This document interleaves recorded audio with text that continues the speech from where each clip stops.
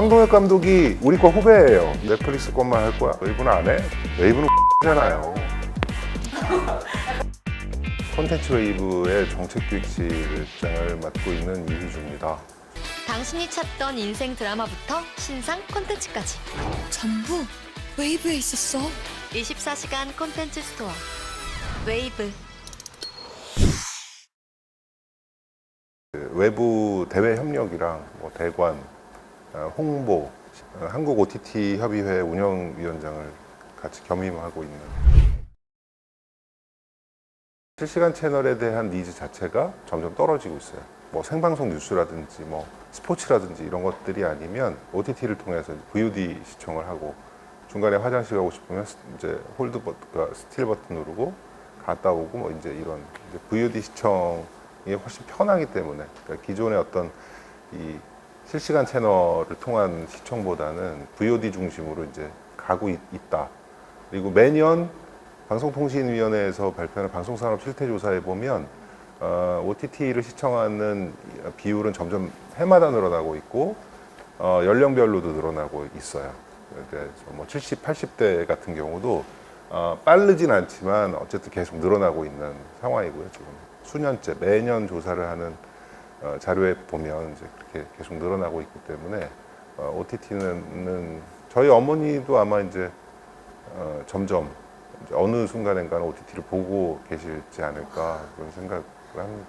활용될 수 있는 뭐 다큐멘터리나 교양이나 예능 같은 오리지널 프로그램 같은 것도 준비 중이신가요? 근데 OTT 플랫폼 같은 경우는 제일 중요한 게 뭐냐면 가입자를 모으는 거예요. 그러니까 넷플릭스가 지난 1분기에 20만 가입자를 순감을 기록하고 주가가 3분의 1로 폭락하는 이런 상황이 벌어지는 것처럼 OTT 플랫폼에게 있어서 가입자라는 거는 이제 되게 중요한 절대적인 어떤 KPI라고 할까요? 그러니까 이제 목표고 그런데 일반 교양 프로그램이나 다큐멘터리 같은 것 때문에 웨이브에 가입하는 이런 거는 별로 없어요, 사실은. 그럼에도 불구하고 교양이나 다큐멘터리를 매일 보진 않지만 가끔 그것을 보고 싶을 때가 있고 하는 그럴 때 없으면 안 되는 것이기도 하고 웨이브 같은 경우는 오리지널로 교양이나 다큐를 만든 사례들은 있고요. 뭐 키스 더 유니버스 KBS에서 했던 뭐 공룡 나오는 뭐 이런 다큐도 웨이브 오리지널로 이제 제공을 한 적이 있었고 뭐 마마무 다큐 같은 것도 이제 제공을 했었고. Like it's something in the air at that time. Don't know why. Always dream of you when spring comes. 올해도 타투이스트라는 이제 다큐 프로그램이 있어요. 그래서 이제 뭐 상처 부분을 타투로 이렇게 포장하는 이런 다큐 같은 것들. 그다음에 뭐 이포칼립스 같은 이제 지구 멸망에 관련된 이제 다큐멘터리 이런 것들도 제공할 예정이고 내년에 이제 국가수사본부라는 그러니까 그것이 알고 싶다 같은 류의 시사교양 프로그램을 또 제공할 예정에 있고 그렇습니다. OTT가 기존 방송의 어떤 대비해서는 이제 차세대 미디어라고는 하지만 OTT가 그렇다고 해서 이제 과거의 TV가 예를 들어서 MBC라는 채널에서 오락과 교양의 비율을 맞춰가면서 법에 의해서 맞춰가면서 이제 컨텐츠를 방송 프로그램을 제공하던 그 기능 중에서 주로 OTT는 오락 기능을 이제 담당을 하는 추세인 것이고 근데 우리나라 아직 시장이 그렇게 많지는 않고 아직 레거시 미디어를 OTT가 대체를 완벽하게 한 것도 아니기 때문에 아직까지는 이제 그렇게까지 분화되거나 이렇지는 않죠. 작가님들이 OTT의 컨텐츠를 만들면 더 좋은 점 지상파 방송의 교양 프로그램이나 예능 프로그램을 만드는 것과 OTT에서 만드는 것은 심의나 뭐 이런 부분에서 훨씬 자유롭죠. 방송 작가를 하셨던 분들은 또는 뭐 PD도 마찬가지고요. 보면은 OTT 프로그램 만들 때 이거 해도 되나? 라는 생각을 해요. 이런 거를 내보내도 되나? 그런 부분들에 대해서 훨씬 더 자유롭고 웨이브에서 1위 하는 프로그램이 뭐냐면 남의 연애라는 프로그램이에요. 네. 남자들끼리 휘어 설레이고 싶더라고요. 뭔가 다른 이제 남자들을 보면서 설레고 싶은 거예요. 근데 이제 이런 것들을 사실 지상파 방송사에 편성되기는 어렵잖아요. 아예 기획 단계에서 그런 건 킬이잖아요. 예. 근데 웨이브나 이런 OTT 사업자들이 볼 때는 괜찮네라고 생각할 수 있는 거죠. 예. 그래서 그게 지금 1위를 하고 있어요. 남의 연애가. 그가 어떻게 보면 BL의 예능을 지금 2개를 하게 됐는데 되게 인기가 있는 것 같아요. 되게. 그러니까 이제 그런 것들을 기획 단계에서부터 생각을 할 수 있잖아요. 작가분들이. 그러니까 지상파에서는 생각할 수 없는 것을 여기서 할 수 있는 거죠. 좀 큰 장점일 수도 있고 반드시 해야 되는 것일 수도 있고. 작가들은 제작자 입장이잖아요. 아, 네네네. 저희 가장 궁금한 게 그런 것들이거든요. 그렇죠, 그렇죠. 웨이브나 이런 넷플릭스에 우리의 작품을 제공하려면 어떻게 해야 되는지. 웨이브는 일단은 공식 그 제한 채널을 갖고 있고요. 네, partner@wave.com이라는 이메일 주소가 있어요. 네, 웨이브. 거기에 공모로 이렇게 되나요? 거기다가 이제 공식적으로 제안을 하시면 되고요. 저희 회사 자체적으로 투자심의위원회라는 게 이름은 좀 거창한데 사장님부터 대표님부터 저 말단까지 다양하게 8명으로 구성된 투자심의위원회가 있어서 그들에게 이게 이제 브리핑이 되고 그들 중에 이제 8명 중에 5명 이상이면 이거는 한다라고 결정하는, 이게 어떤 한 사람이 하겠다라고 결정할 수 있는 그런 시스템은 아니에요. 아무래도 오리지널, 왜냐하면 돈도 많지 않은데 기왕이면 돈을 값진 데 써야 되고 뭐 그런 부분이 있죠. 공모 기간은 뭐 언제든지 오픈인가요? 그럼요. 네, 사시사철입니다. 보통 그럼- 컨텐츠만 의미 있고 재미있고 유익하고 그러면 뭐 언제든지 저희는 받아서 검토를 할 수 있는. 양식이 따로 있나요? 제한사에? 그렇지는 않습니다. 굳이 뭐 그럴 필요는 없고요. 아직까지는. 왜냐면 저희가 무슨 뭐 양식에 맞춰서 뭘 받을 건 아니기 때문에 주로 이제 파워포인트나 뭐 이런 걸로 해서 많이 제안들을 하시기도 하고요. 얼마 전에 무슨 북한에서 어떻게 촬영을 막 해가지고 북한에 뭐 기차도 타보고 뭐 이런 촬영본을 가지고 와서 그걸 편집해서 제공하고 싶다라고 한 제안도 있었어요. 그러니까 우리나라 PD가 북한에 가서 뭘 찍어 왔더라고요. 그 경로는 제가 잘 모르겠어요. 어떤 그런 사례들이 있었어요. 그러니까 다른 어떤 무슨 뭐 교류나 이런 걸로 갔다가 뭐 찍을 수도 있고. 그렇게 다 만들어 와서 내가 네. 편집해서 너네한테 제공할게. 너네 뭐 이게 얼마 줄 수 있어. 그렇게 딜을 할 수 있는 거예요? 그런 거 할 수 있죠. 근데 우리가 이제 그 영상이나 이런 걸 보면 너무 신기하기도 하고 북한의 삶이니까 고민을 많이 했었던 걸로 기억합니다. 우리 쪽 담당 오리지널 이제 투자처에서. 그럼 기준이 있나요? 콘텐츠를 고르는 기준이 있나요? 저희는 이제 재밌어야 되고 유익해야 되고 제일 중요한 건 가입자를 늘릴 수 있어야 되고. 만약에 이제 작가들이 다 프로그램 하고 있잖아요. 3사나 다른 데서 그게 OTT로 나가잖아요. 웨이브 통해서 주로. 그때 작가들이 받을 수 있는 그런 저작권이라든지 이런 게 있는 건지. 있죠, 그런 것들은. 그래요? 그러니까 이제 기존에 방송 프로그램을 했을 때 작가의 권리가 생기잖아요. 저희도 이제 지금 작가협회하고 이제 작가료 전송에 대한 것을 이제 협의를 하고 있어요. 작가협회하고도 아직 그게 협상이 다 이루어지지 않았으니까. 협상이 전인가요? 그럴 앞으로 것 받을 수 있고. 아마 들어가실 거예요. 네, 재밌는 시사 그냥 프로그램 재밌게 보시는 거.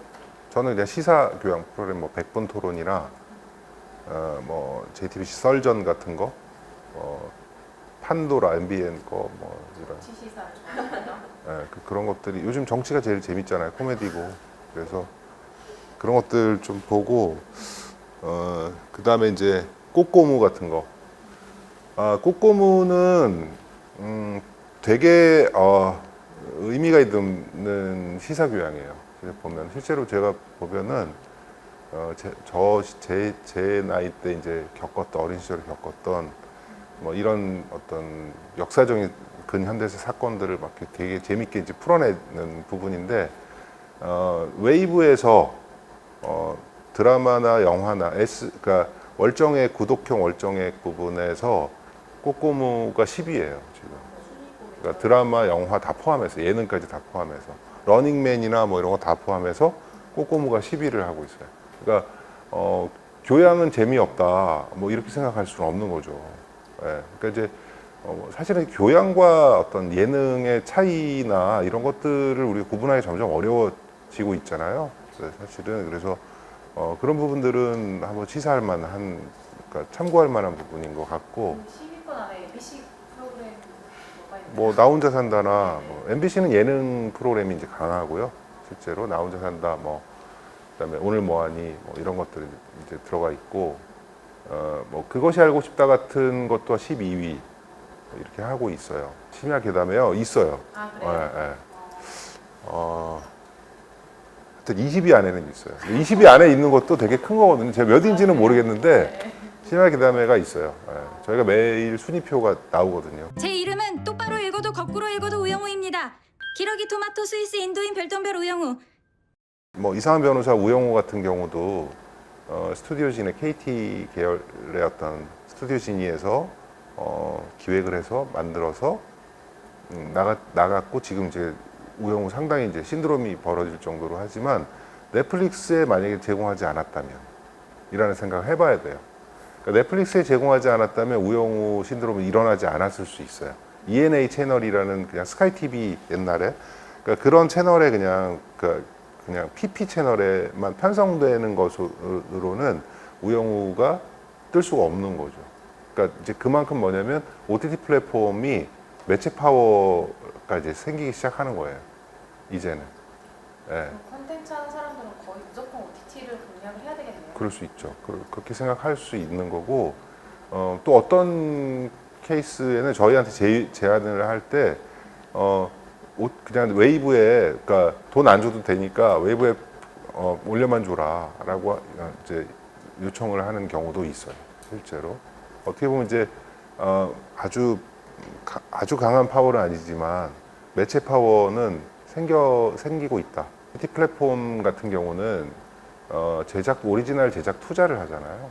MBC처럼 뭐 스튜디오를 가지고 있고 직접 제작을 하거나 그렇진 않기 때문에 작가가 작가의 원래 작가 업무를 하는 그런 것들을 웨이브라는 회사에 들어와서 하기는 어렵다고 봐야 되는데 작가님들 보면 이렇게 되게 센스 있고 컨텐츠를 보는 이 센스가 남다르다는 건 제가 잘 알고 있기 때문에 컨텐츠 제작이나 투자 제안의 메일이 왔을 때 그런 것들을 보고 판단하는 역할로는 작가님들의 어떤 그 역량이나 이런 것들이 필요할 것 같다는 생각 들거든요.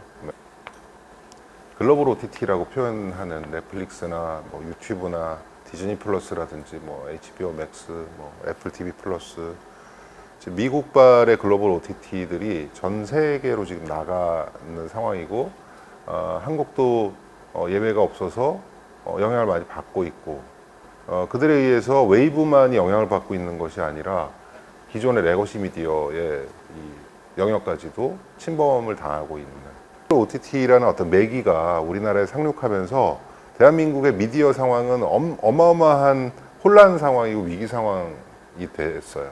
글로벌로 진출하고 글로벌 사업자가 되고 하는 것이 되게 이제 좀 중요한 상황이고 만약에 이제 글로벌에서의 어떤 성공이 없다, 글로벌 진출에 성공하지 못한다면 사실은 OTT로서는 존재 가치가 없을 수도 있거든요. 국내에서만은 한계가 있다라고 봐야 돼요. 기반으로 해서 글로벌 진출은 이거는 옵션이 아니고 필수일 수밖에 없다. 그건 숙명이다라는 생각을 하고 있어요. 그래서 비전이나 방향으로 보면 궁극적으로는 글로벌 미디어로, 글로벌 OTT 플랫폼으로 성장해야 되는 게 웨이브의 미션이고 한국 콘텐츠가 이제 한국 사람들이 스토리텔링이 강해요. 그러니까 드라마 같은 경우도 주로는 이제 드라마죠. 서사. 한국인들이 되게 스토리텔링에 강한 것 같아요. 그 이제 헐리우드식의 어떤 이 극작 문법 같은 것과는 다른 아시아에 있는 아시아 문화권에 있는 것이 다 한국이지만 그 어떤 컨텐츠를 풀어나가는 힘이나 이런 것들은 또 이렇게 미국이나 이런 영상 선진국 대비해서 절대 뒤지지 않는, 그래서 뭐 또는 뭐 CG라든지 이런 것들도 되게 각 분야별로 이제 글로벌한 경쟁력들을 갖추고 있다. 미국의 감독 같은 경우는 한 번 생각해서 쓸 걸 우리나라는 두 번 생각해서 쓸 수도 있는 거죠. 그러니까 경쟁력이 있어야 되니까. 그래서 이제 그런 부분들이 어떻게 보면 한국 콘텐츠의 힘인 것 같고요. 황동혁 감독이 우리 과 후배예요. 오징어 게임 만든 감독이. 황동혁 감독하고 제가 오징어 게임 뜨고 나서 전화를 영광스럽게도 한번 했었는데, 제가 이제 야 웨이브는 네가 BJ 앞잡이야 뭐 이러면서 넷플릭스 것만 할 거야? 뭐 웨이브는 안 해? 뭐 이제 이런 얘기했더니 형 웨이브는 국내잖아요. 딱 이런 멘트가 일단 돌아와요. 네. 황동혁 감독이 그 당시 넷플릭스 오징어 게임을 만들 때 작가 역할도 같이 했기 때문에 한 40억 정도를 받았을 걸로 제가 추정을 해요. 네. 근데 오징어 게임 2가 지금 이제 기획되고 있잖아요. 후일 제가 이렇게 비공식적으로 들은 거는 이정재가 456번 달고 있잖아요. 456억을 황동혁 감독이 요구를 했대요. 감독료로. 이제 황동혁은 스타가 됐으니까 넷플릭스가 어느 정도 맞춰줬을 거라는 생각을 하고 있고요. 10배가 되는 거지 갑자기. 예. 이정재도 마찬가지죠. 오징어 게임 1에서의 초상권 하나 포기하면 오징어 게임 2에서 영 하나 더 붙여서 출연료를 받을 수 있는, 나는 국제인이다 라는 생각을 가져야 된다. 이제는 이게 국내에서의 어떤 국내만 생각하고 대본을 쓰거나 이 프로그램을 기획하지 말고 글로벌의 어떤 생각을 하면서 이제 이건 독일 사람도 본다라고 생각하면서 프로그램을 기획하고 하는 그런 생각을 좀 할 필요가 있어요. 예. 그러니까 프레임을 많이 벗어야 돼요. 그러니까 옛날에는 한국 사람이 좋아하면 되는 기획을 했다면 이제는 한국 사람도 당연히 좋아하고 기왕이면 전 세계에서도 먹힐 것 같은 그런 기획안을 하면 좋잖아요. 나는 국제인이다라는 생각을 좀 해야 될 것 같아요. 기존의 방송에서의 어떤 기획 습성과 표현 습성과 이런 것들을 좀 이제 이길 필요가 있어요. 그 프레임 벗어야 되는. 이건 아무리 OTT지만 너무하잖아 라는 얘기를 들을 때까지. 그 다음에 이제 이거 너무하잖아. 그 부분만 수정하면 되는 거예요. 이제. 방송에서는 안 되거든요. 담배 피는 장면 나가면 안 되는데 옛날에 됐는데 어느 순간부터는 안 됐죠. 넷플릭스나 이런 OTT에서 나가는 거는 가능해요. 그냥 방송 작가한테는 알아야 될 어떤 매체, 필수적으로 알아야 될 매체인 것 같고 IT 트렌드에 관심을 좀 가질 필요가 있어요. 메타버스를 알고 있으면 제가 이렇게 이거는 만들어서 메타버스를 가상 공간을 열어서 거기서 제공을 하는 게 좋을 것 같습니다라는 얘기를 할 수도 있잖아요. 예를 들면 또는 뭐 VR, 버추얼 스튜디오 뭐 이런 걸 끼고 봐야 되는 컨텐츠 한번 만들어봐요. 뭐 이런 얘기를 할 수 있잖아요. 그럼 마무리 인사. 인사요? 네, 감사합니다. 파이팅 하십시오. 네.